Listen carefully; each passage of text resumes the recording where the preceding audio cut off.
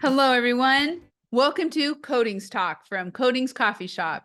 My name is Heidi Ellsworth, and I am so happy to have you here today for this great webinar, CoatingsTalk, on maintenance, restoration, and operations excellence.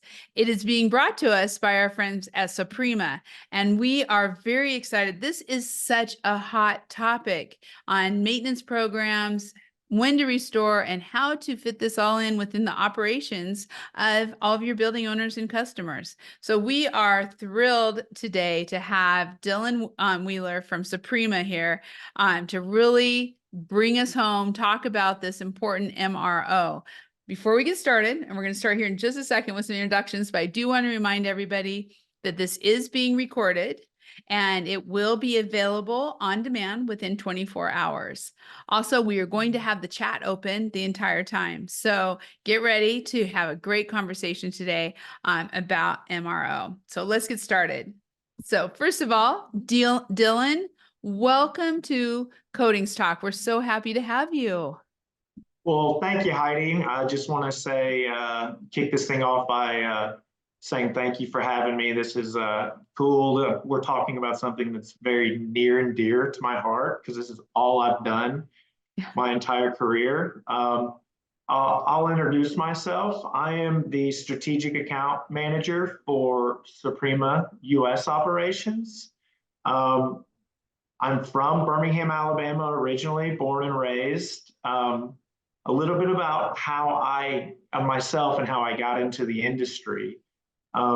I was born in Birmingham, Alabama, went to Murray State, played Division I baseball at Murray State, and I graduated with a Bachelor in Science. And then I decided to pursue my baseball career after graduating school and ended up moving to Palm Springs, California, where I started playing rookie ball.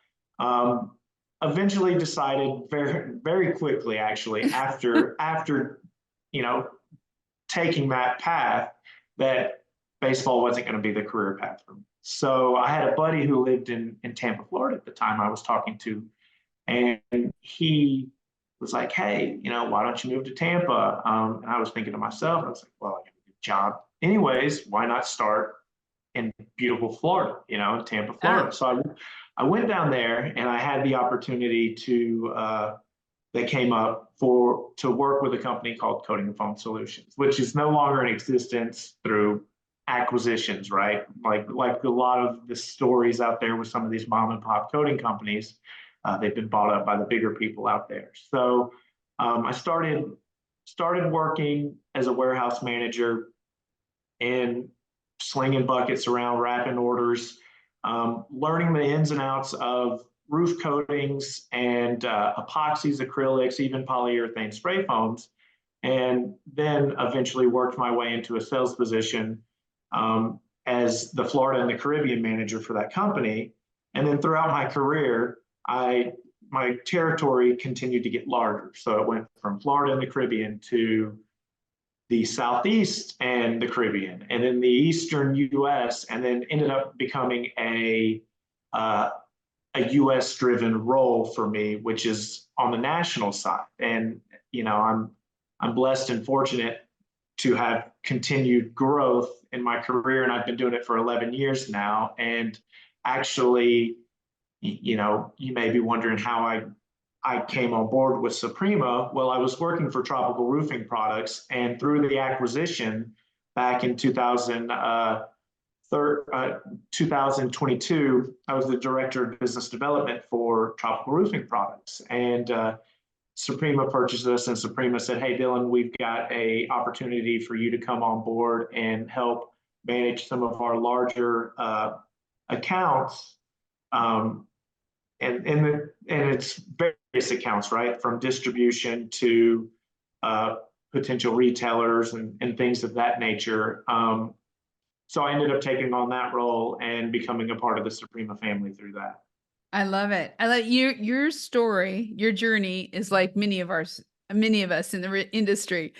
We find our way here and we really don't plan on it, but it's such a great industry. So great. Well, let's get on to the topic, I do want to remind everyone that the chat is open. So please tell us where you're from, what kind of business you do, what's your commercial, residential, and questions as we go along, or comments or thoughts. We want to be very engaged. So let us know.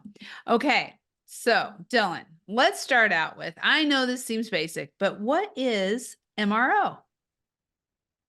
Well, Heidi, I like to kind of break it down and define the words, right? So we're looking at MRO, which is maintenance and restoration operation. Well, what is maintenance? Maintenance is the preservation of something through responsible care, whether that's a vehicle, a roof, any everyday item, right? And then you look at the restoration. What does restoration mean? Well, it means returning something back to its original state or purpose. In our instance, we're looking at bringing something back to what it was originally put on for, which is, keeping a building dry and lasting a long period of time. And that's kind of how I view it. And then from our side in the SOPREMA world and in the MRO world, we define it by products. So there are certain products that do exactly what I just defined. They maintain, they restore, and then operations, right, is something that works on a day-to-day basis. Yeah, and that's the thing, is that we have to be thinking that way more about that, really, that maintenance, and it's an asset. Our roofing systems are an asset. And sometimes that gets a little lost, especially, what we've gone through over the last decade. Some of the roofs have gotten left behind and need to be brought back into shape and be able to use. So let's talk about that, what building owners are looking for in a maintenance program, and how can we, I already saw we have a couple of folks on here. From Elmer, welcome. Thank you so much, from Las Vegas, doing service manager. So what are the building owners looking for in a maintenance program? Well, and we've got some bullet points listed up on the screen, and all building owners are looking for longevity, durability, sustainability, which is a hot topic right now in the industry, and not necessarily just in our industry, but just throughout the world. And then obviously a return on investment. And most importantly, they want to feel comfortable about their investment. So, the longevity side of things, with a lot of coating restoration systems out there, you can get up to a 20, sometimes even 25-year labor and material warranty. This gives the building owner the comfortable feel that they're looking for, as far as, okay, I can trust this. This is an asset that I'm investing in. And with most assets, you get a warranty. Well, a lot of those warranties come with maintenance programs, right? So how are we going to make it last 20 years and even last longer than 20 years? We have maintenance programs that we have in place for contractors to follow, and a lot of the responsibility as well falls on the building owner, whether they choose to go with a maintenance program or not. Speaks volumes. The durability of maintenance, right, is a big thing. Silicones, acrylics, coatings now have a very long and proven track record in the industry. It's not a fly-by-night roof system anymore, like people would originally assumed it was. I think high solid silicone had been invented back in the early 2000s, maybe 2000 itself, and then there were silicone technologies prior to that. So, and we have case studies that have been done on buildings as well. And sustainability is a huge thing as well. If we can maintain a roof for a long period of time before it needs to be re-roofed, why not? I mean, we're limiting the landfills. We have products now that are NSF P151 approved, which is for rainwater catchments, which is, we're just making sure that we limit our carbon footprint for the generations to come behind us.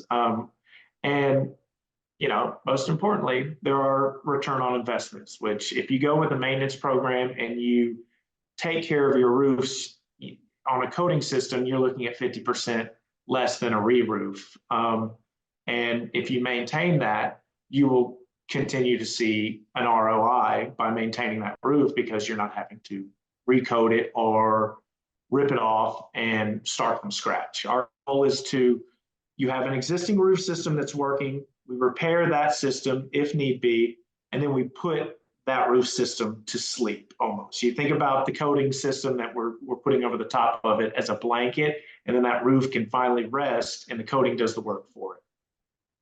So, I think this is so interesting when you talk about sustainability, because really sustainability is part of ROI, it's part of durability, it's longevity, it's the whole 9 yards.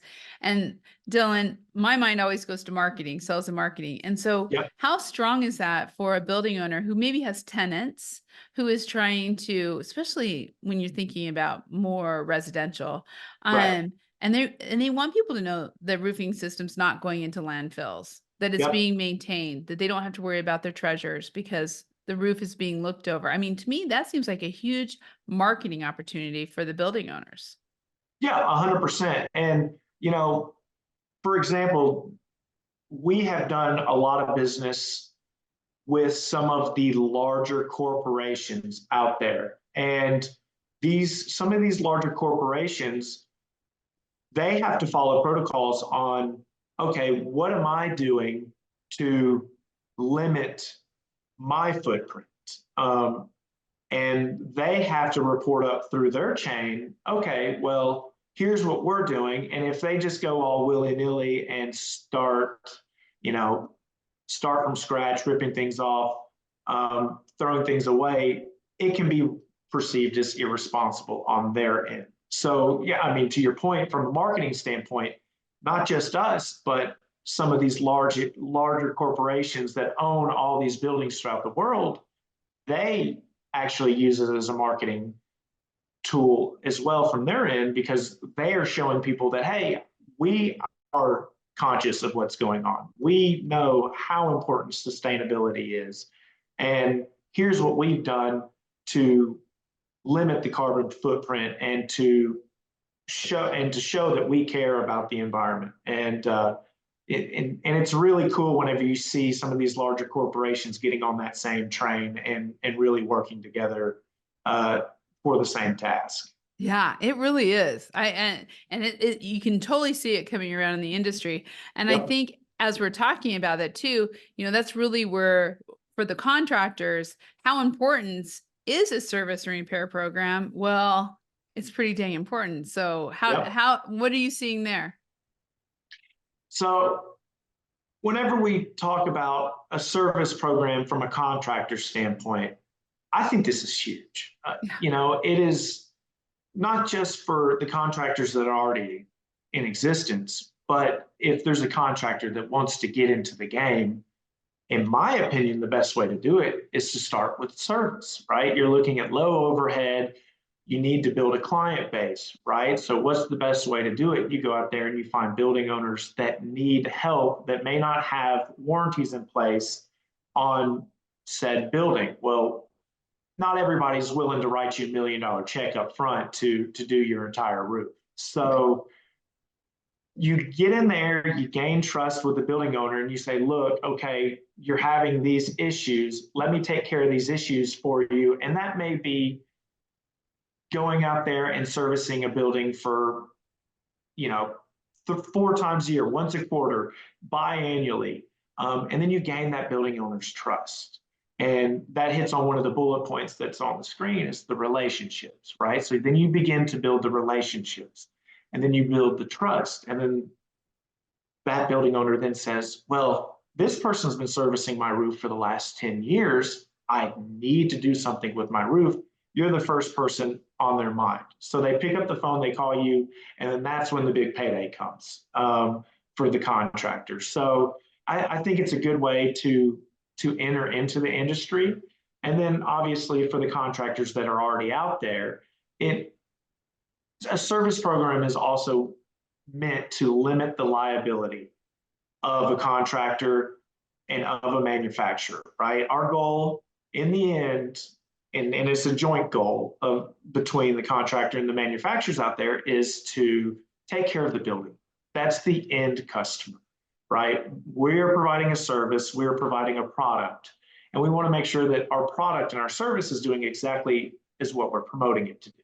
Right. So one of the best ways of doing that is to have a preventative maintenance program in place, just to make sure that we're limiting any liability that we may have, because if for some reason we cut corners from a manufacturing standpoint and or contractor standpoint, it could end up being catastrophic for the building owner, because we go back to talking about assets. Well, the roof is an asset, but everything inside of that roof is also an asset. So if there are catastrophic leaks that end up coming through there, you could be looking at destroying, some kind of an operation or whatever may be inside of that building. So it's important to have those programs in place to make sure that we're not missing anything as that roof ages over time. And in my opinion, it's also a good way to, continue to maintain the relationship for that contractor as well. You keep that relationship in place, and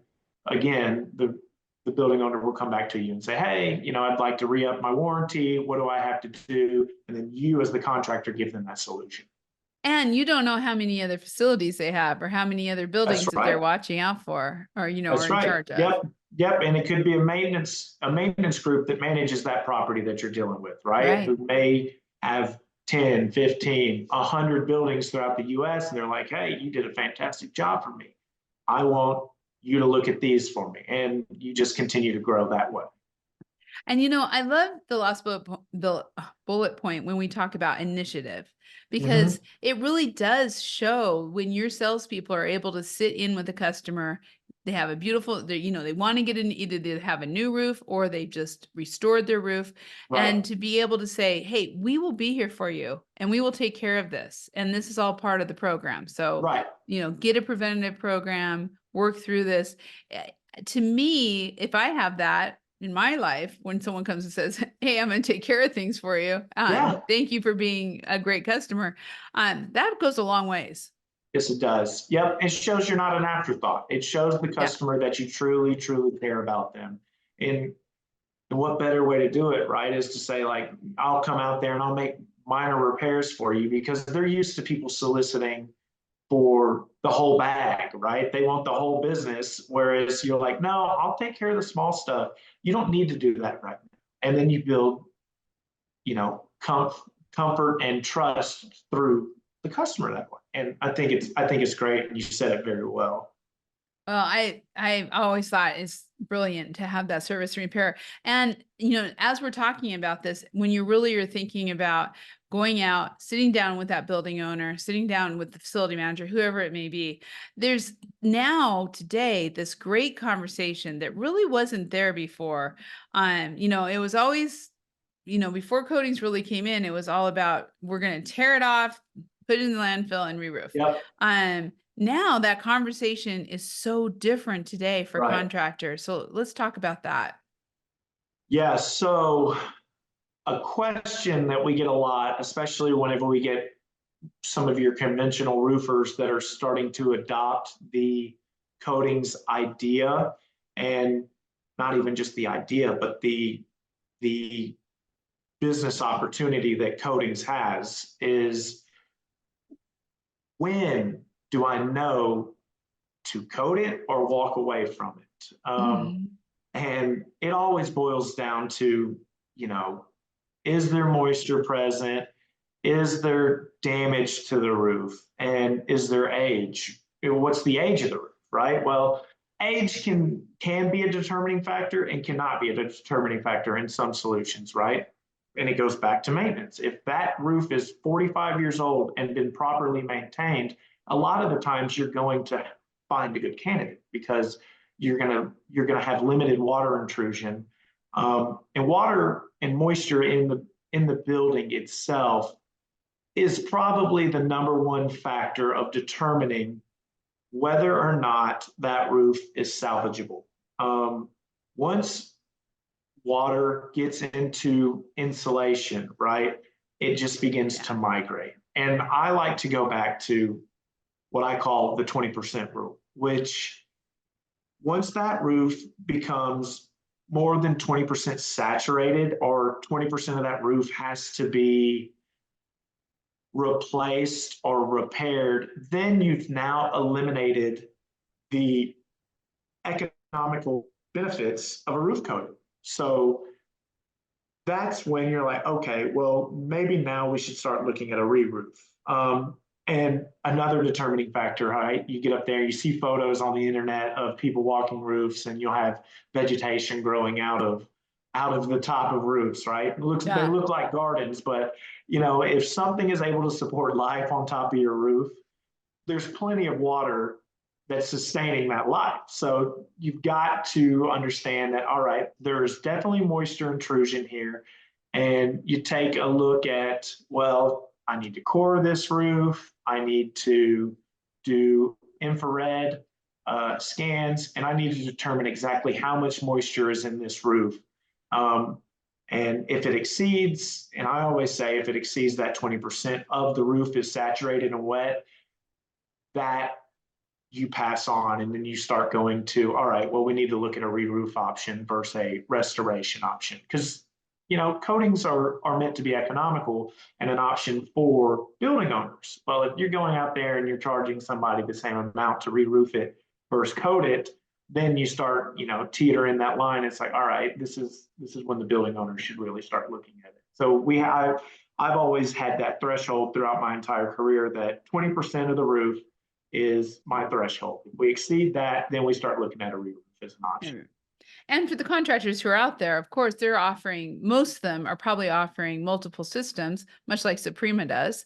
And yes, so you have these options to really be able to, and again, I know I keep coming back to this, but again, from a marketing standpoint with the building owner, from the contractor to the building owner, how great when you can offer a full realm and be able to really take care of them for exactly what they need.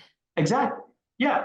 And you can go in there and show them, right, the bit of a re-roof and the bit of a coating if that roof is in fact a candidate. And you can be like, I can save you this much money while, going back to sustainability, while helping out on the sustainability side. And I can give you the same exact warranty as if you were to re-roof it. And you just, saved that building owner a substantial amount of money. And not to mention the contractors should be happy as well, because they're gonna be able to get on and off that roof substantially faster than having to rip it off and then start from scratch. Yeah.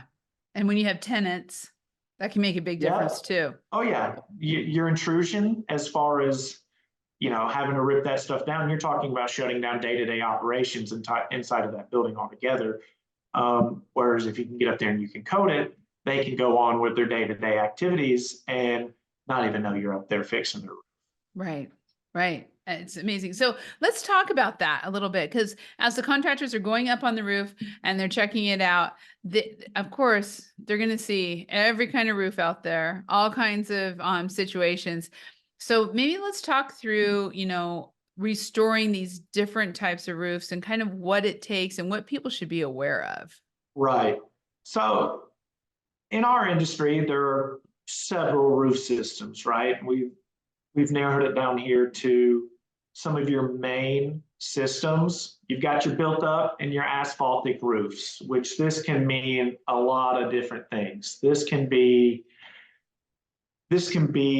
tar and gravel. This can be coal tar pitch. This can be smooth modified. This can be granulated modified. And there is a different remedy for every single one of those roofs out there.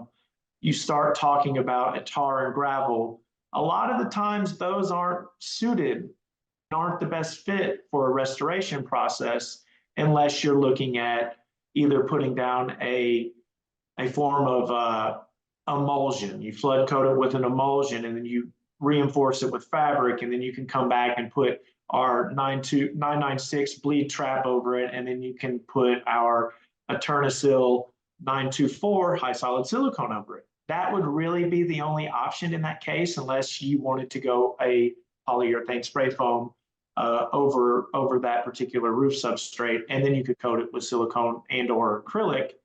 But then you start talking about cost, and there are different benefits to all of those systems. So you really need to weigh your pros and cons depending on your roof substrate. A lot of those type of roofs may be equipped more for a modified system or a recover of some type. Now, when you get into modified bitumen, smooth or granulated, are fantastic candidates for roof coatings.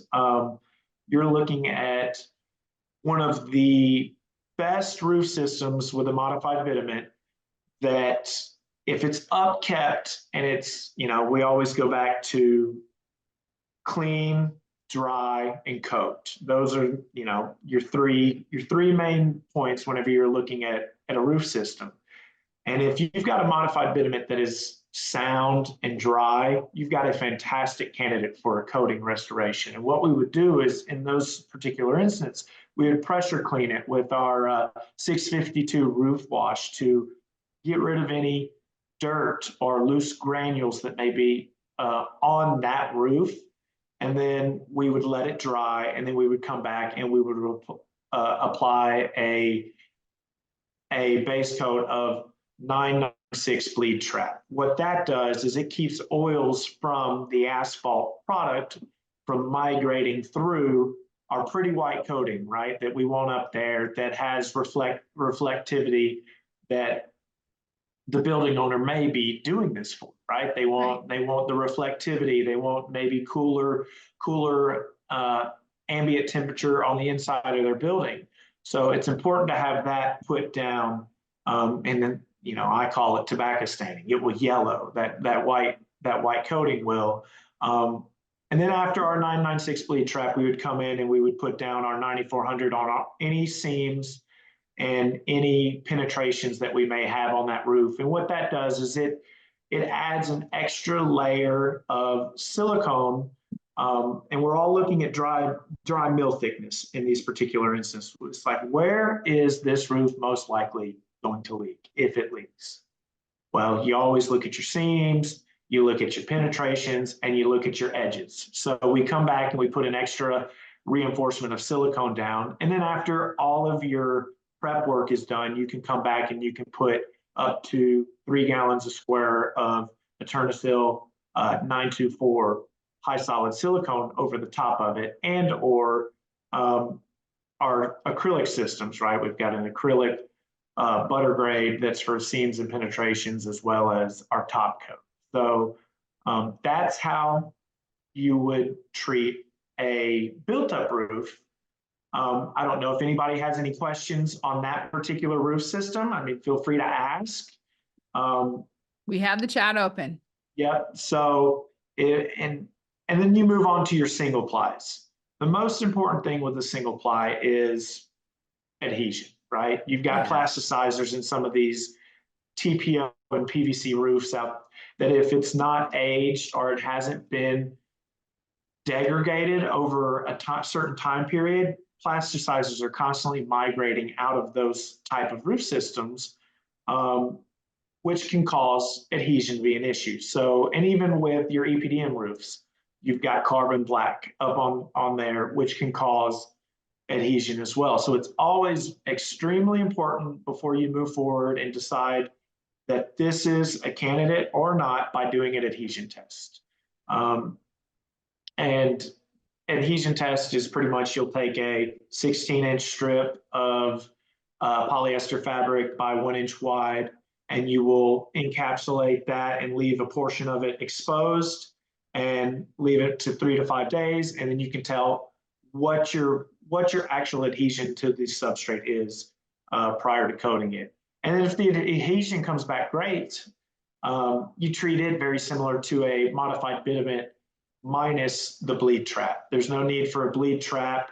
A cool thing about our high solid silicone, the 924, is it's a direct bond. So for example, there's no need for a TPO primer or a PVC primer, or even on EPDMs, a lot of people specify that it needs to be primed with a corrosive rinse wash. our product has Miami-Dade approvals over the top of EPDM with just a commercial grade soap like our 652 roof wash. So Wow. you've eliminated a material, you've eliminated a labor step, which from a sustainability standpoint, if you're talking about a corrosive rinse wash, now you have to collect all of that and then dispose of it properly.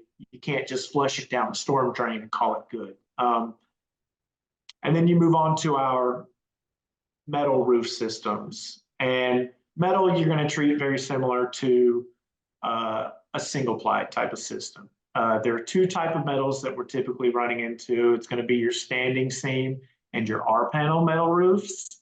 One, you have to treat just your horizontal. So that would be your standing seam is where you would treat your horizontal seams with 9400. And then you could come back and coat it after you've done your horizontal seams and your fastener heads. And then you could coat it with 924 high solid silicone. If you've got an R panel, then now you've added vertical seams to the equation. So you have to make sure that you've prepped all your vertical seams and your horizontal seams and your fastener heads. And then you would come back and then you would coat it based off of the type of warranty that you're looking for. Heidi, I mean, are there any questions for those three before I move on to the ballasted side of things? Because Not so far. The ballasted may be a little, you know, I've got my opinion on ballasted roofs. I know. I'm kind of interested. I've been waiting for the ballasted part because I think that's really difficult. That's a difficult system, right? And in my opinion, and you get into places like the Midwest, ballast, for some reason, you run across ballasted roofs all the time. And there are differing opinions on ballasted roofs in the industry. And in my opinion, if the building owner has the ability or has the budget to re-roof a ballasted roof, that would be the route I would steer them in. However, there have been instances to where we have helped out building owners with ballasted roofs. Now we go through a substantial vetting process of, okay,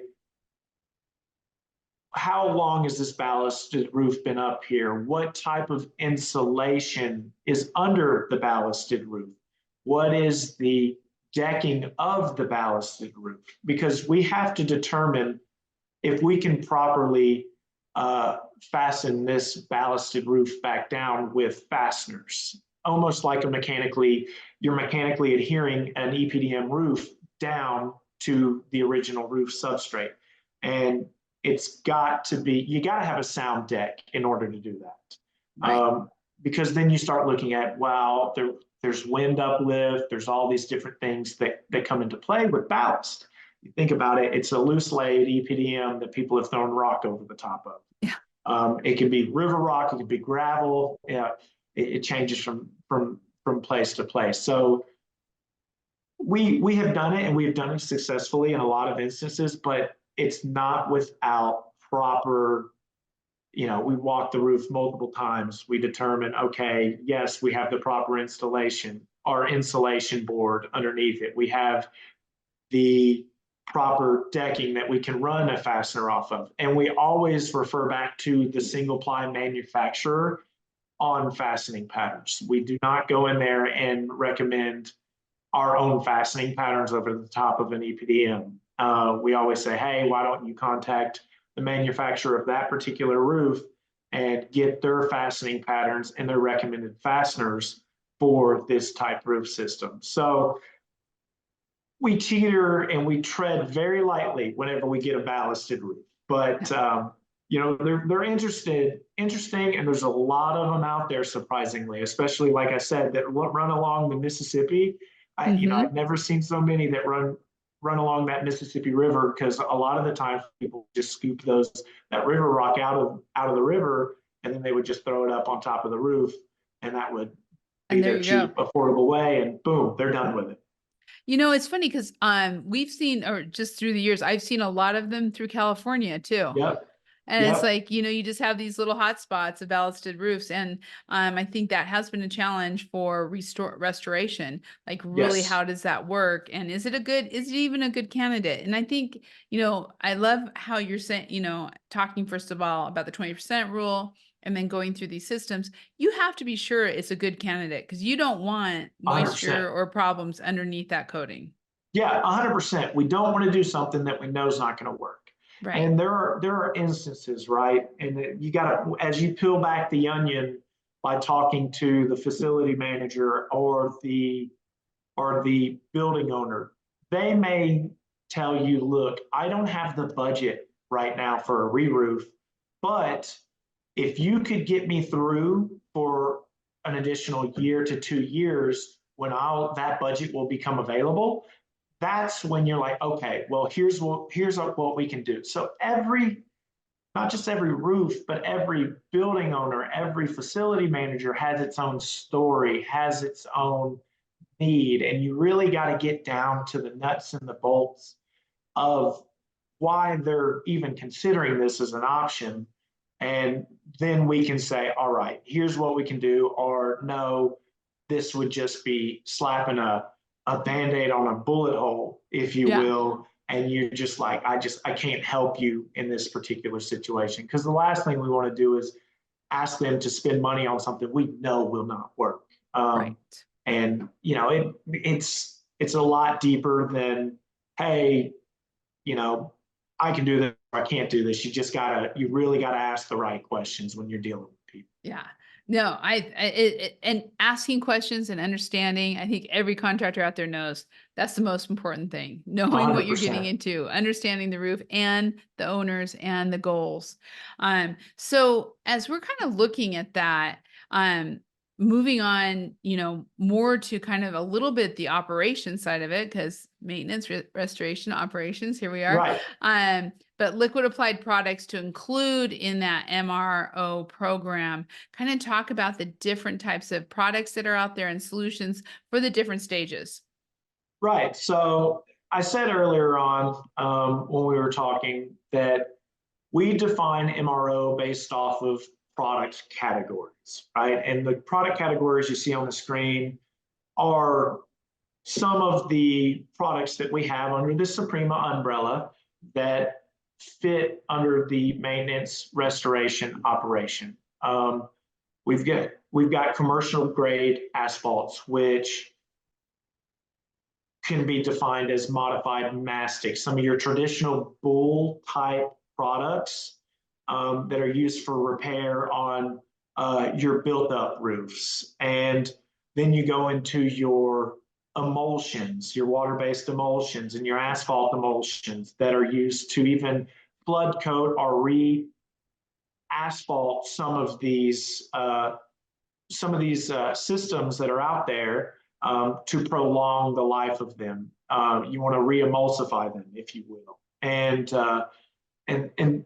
that product has been around, and asphalts have been around for a century, if not longer. I mean, I couldn't even tell you how long they've been around, but we really have a need for those, and that's not just from a commercial grade standpoint. That's from a shingle standpoint. Whenever you have shingle issues, people would go up there and they'll make patches on their shingles in their residential homes. So there's a substantial need for that from a maintenance standpoint, both commercial and residential.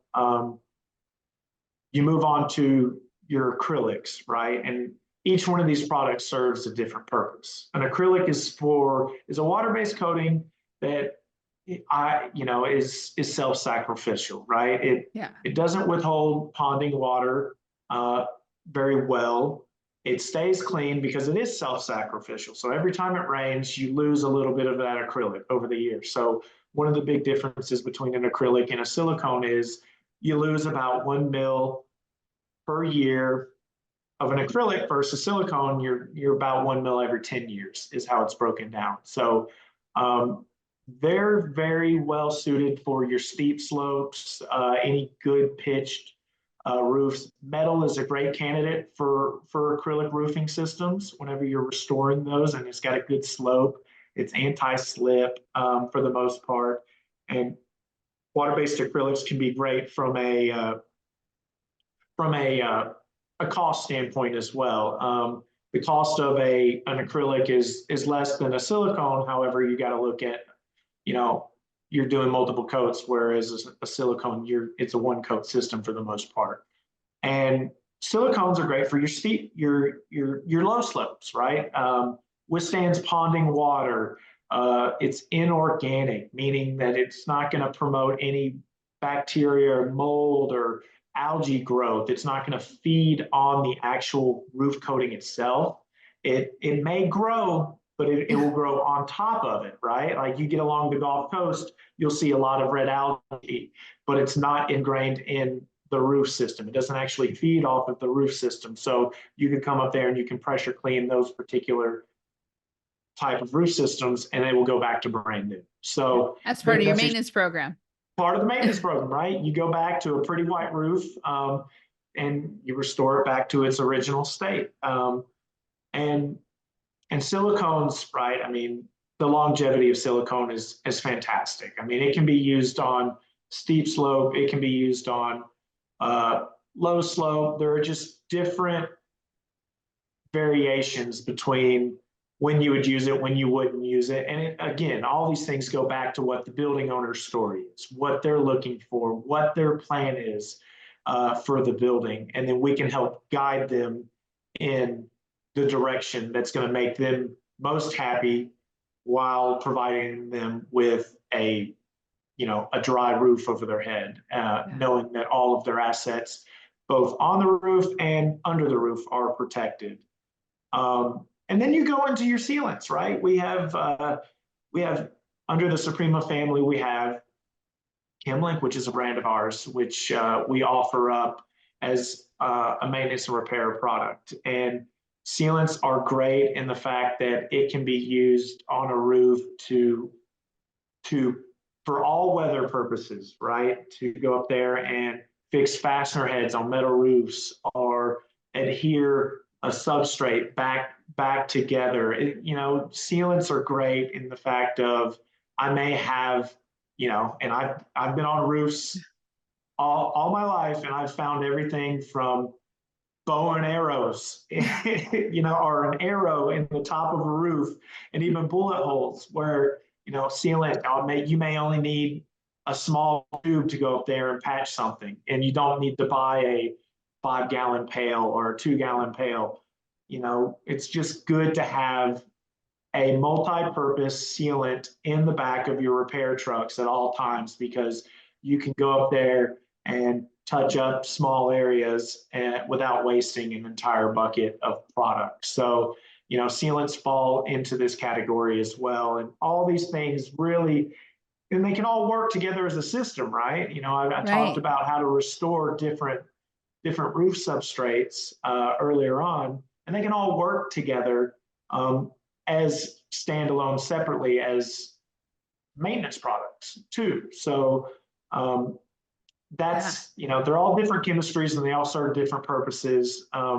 Again, it all goes back to the building owner and what we can do for them to give them the end result they're looking for. And you may need to have all of them in your either truck or warehouse. So exactly. For all the different jobs that are out there. Yeah, 100%. Yeah. So Dylan, we have a question. And thank you so much. It's from Texas Elite Roofing. What is the PSI that would be safe for the cleansing of the roof surface and type of tip? So typically the tip will vary, right? I mean, for pressure washers, they'll make different tips for different pressures. I would say, and it depends on your roof substrate, right? You don't want to go up there blasting 5,000 PSI over a silicone, which tends to be a little softer, or maybe a degraded single ply, but typically anywhere from 2,000 to 3,000 is a safe PSI range for your pressure washing. And then you get into some scenarios, right, where you may need high pressure. If you get up there and you've got an aluminum coating on a metal roof that is just flaking all to pieces, and your goal is to get as much of that off as possible, you may want to go a little bit higher on your pressure.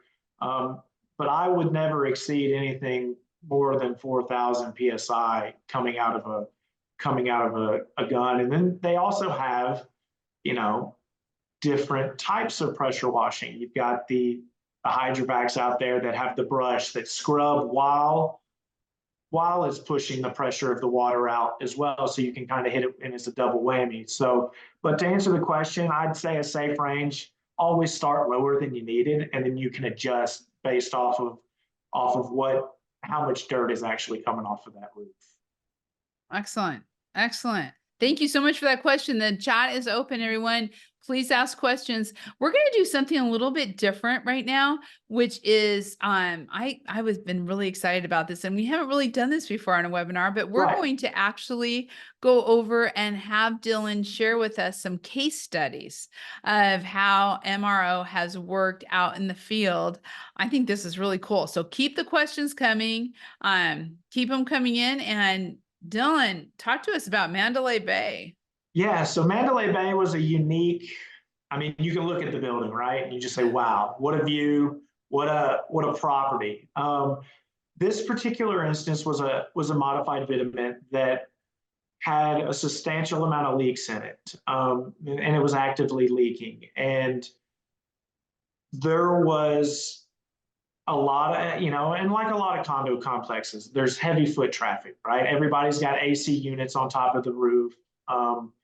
And people need to have access to those AC units and make sure that they maintain and they do preventative maintenance on their AC units, right? So with that being said, it was a twin high-rise building. We ended up restoring this particular roof with a 20-year labor material warranty.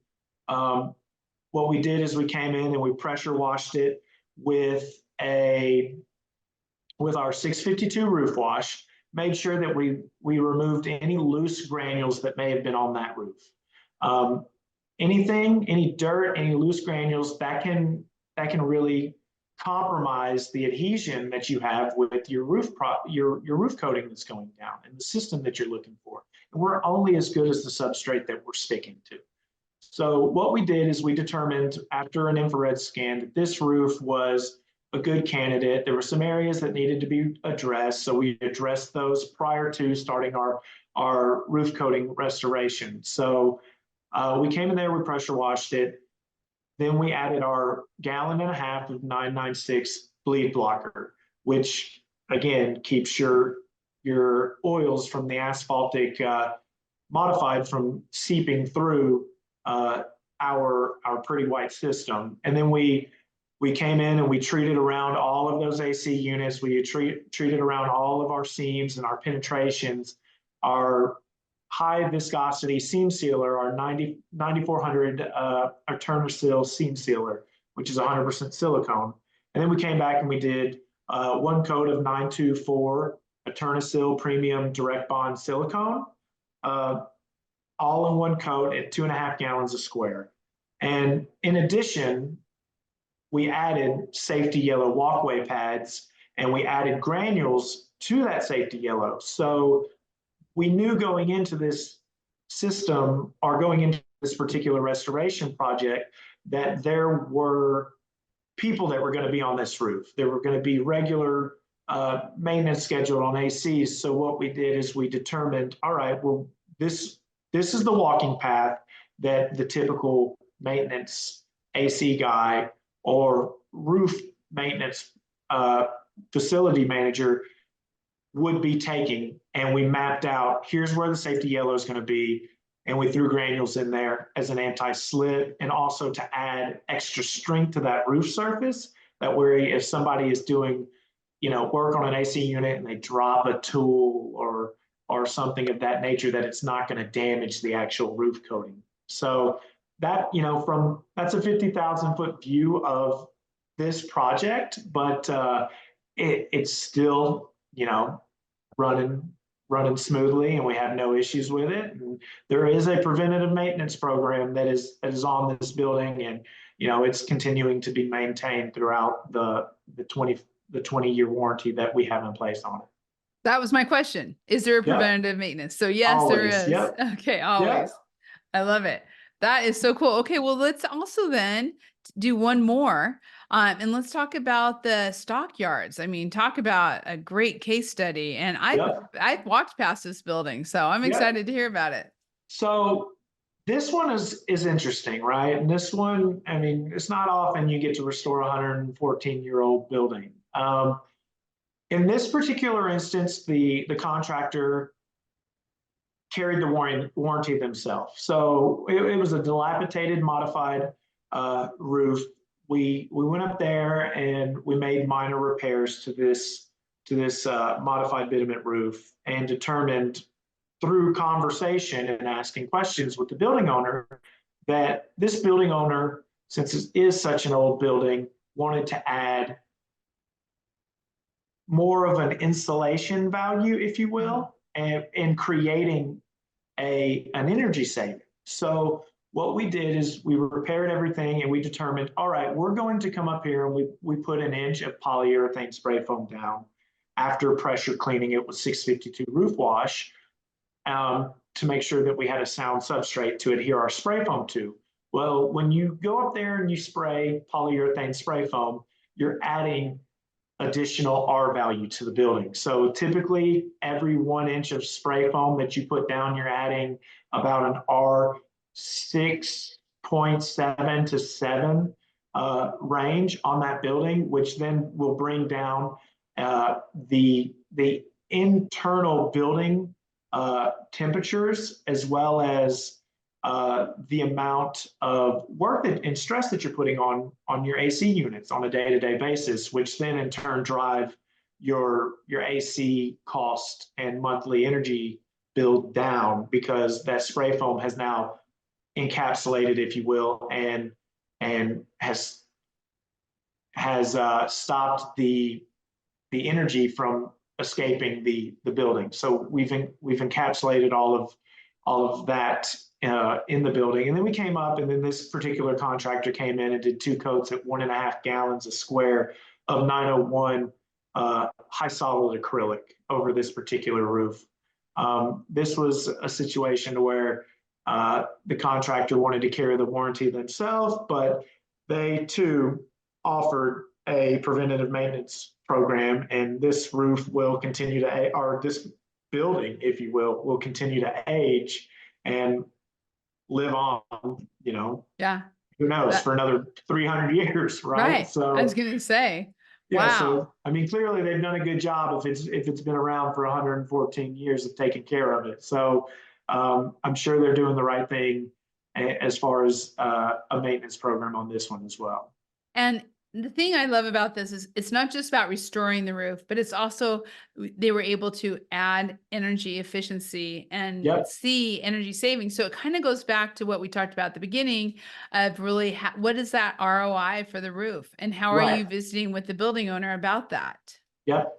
Yeah, 100%. And spray foam is a cool thing, right? Because a lot of the times, depending on how much R value you add to the roof, you can see within a 5 to 10 year period that the savings that you have now recouped on your energy bill has paid for the roof itself. So, there have been case studies out there about that, to where you'll see energy bills cut in half sometimes on manufacturing facilities that exude a lot of energy. So, it's a cool thing, and I'm glad we were able to give this particular customer exactly what they wanted. Yeah, that's excellent. We were just at the spray foam show, and it's amazing application.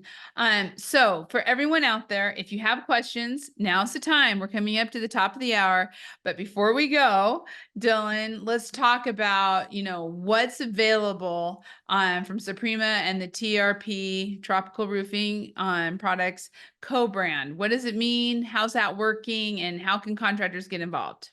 Right. So SOPREMA and TRP just basically means, the co-branding side just basically means you're going to start seeing a SOPREMA company. You're going to see more of the mammoth around, right? We want everyone to know that we are one and the same. We're a family. We're a company that is constantly evolving and going and being innovative and doing new things. So you're going to see updated labels, updated product data sheets, and that mammoth and the SOPREMA name will start being more recognizable throughout packaging. So that's one of the main changes. TRP is still going to be around, obviously, and we're not going anywhere from a TRP standpoint. But you're just going to see, like, for instance, on that image, you're going to see the mammoth present in one way, shape,